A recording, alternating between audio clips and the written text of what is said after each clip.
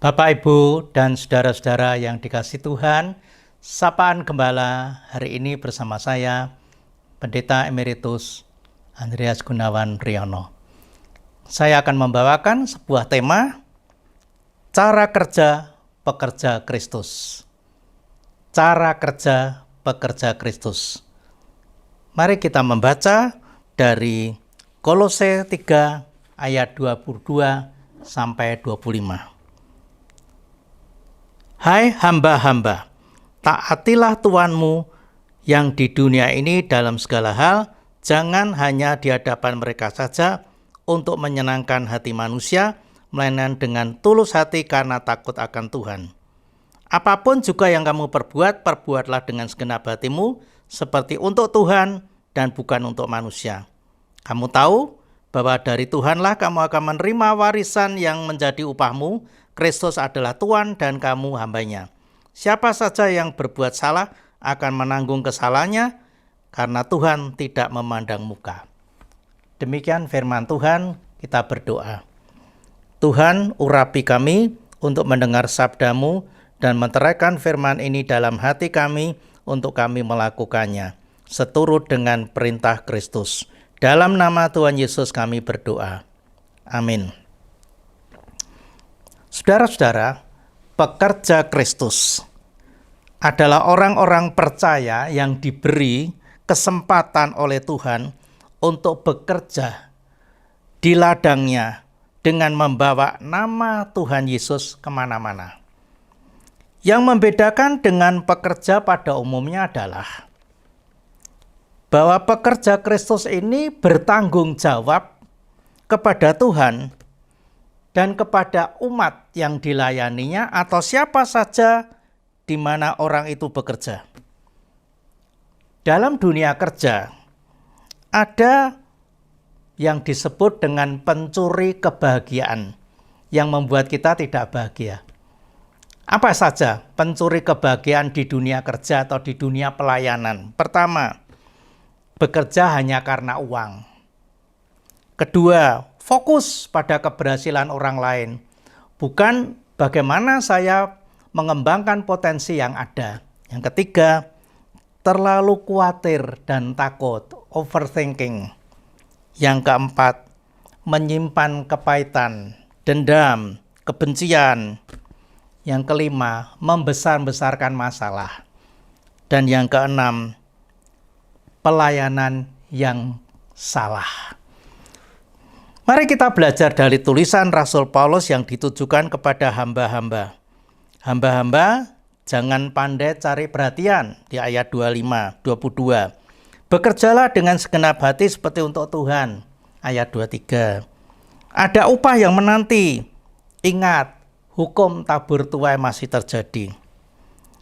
Apa yang harus kita lakukan sebagai pekerja Kristus, hamba-hamba yang melayani tuannya? Pertama, bekerjalah dengan jujur, tulus hati, dan takut kepada Tuhan. Jujur artinya bersih. Tidak ada motif-motif lain kecuali bekerja sebagai pengabdian hidup kita. Tulus hati, bekerja dengan pikiran dan hati. Yakinkan diri bahwa di hati saya, di hidup saya ada Kristus. Dan takut kepada Tuhan artinya yang kita hormati itu bukan hanya manusia yang kita layani, tetapi juga Tuhan. Perhatikan di dalam doa berkat, Tuhan menyinari engkau dengan wajahnya dan memberi engkau kasih karunia. Apa artinya? Tuhan menyinari kita itu artinya menembus sampai ke dalam hati kita. Jadi jangan main-main dengan Tuhan dan menganggap Tuhan itu tidak tahu dan tidak melihat apa yang kita perbuat.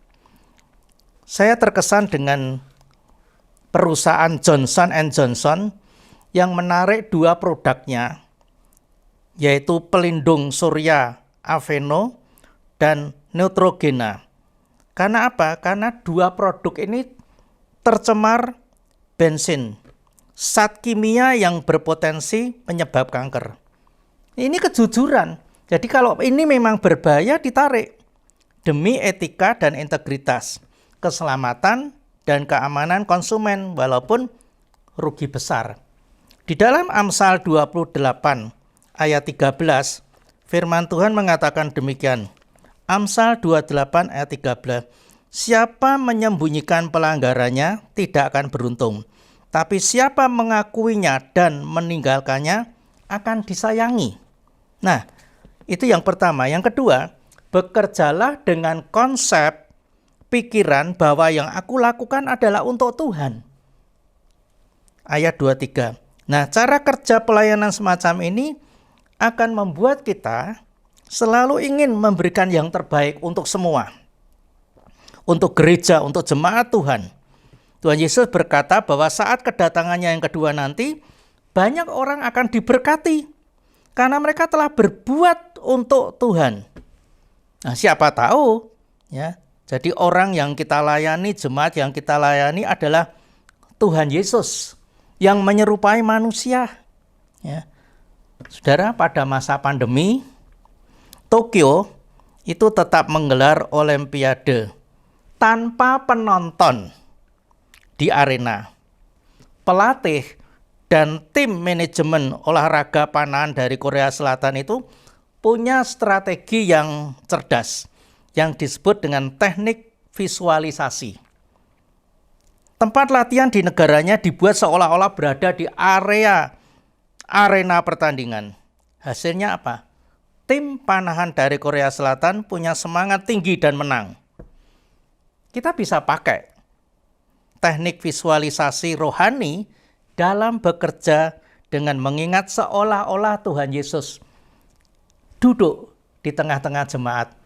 Seolah-olah apa yang kita hadapi, Dia adalah Tuhan Yesus yang datang menemui kita.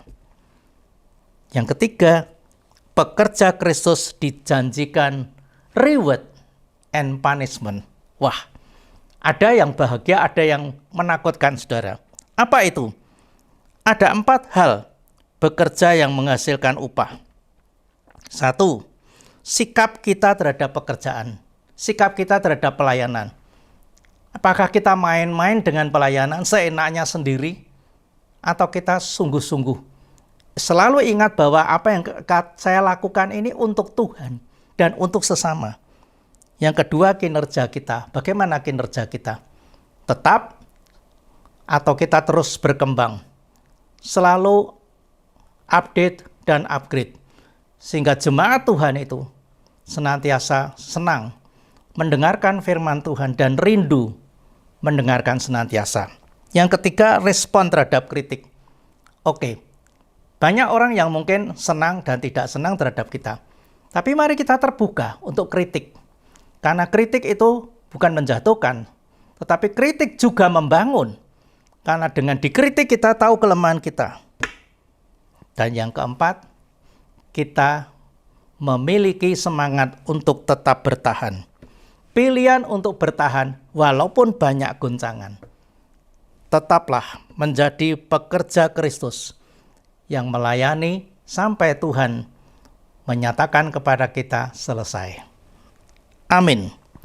Bekerjalah dengan segenap hati dan jiwa, seakan-akan besok sudah tidak ada kesempatan lagi untuk berbuat bagi Tuhan dan sesama.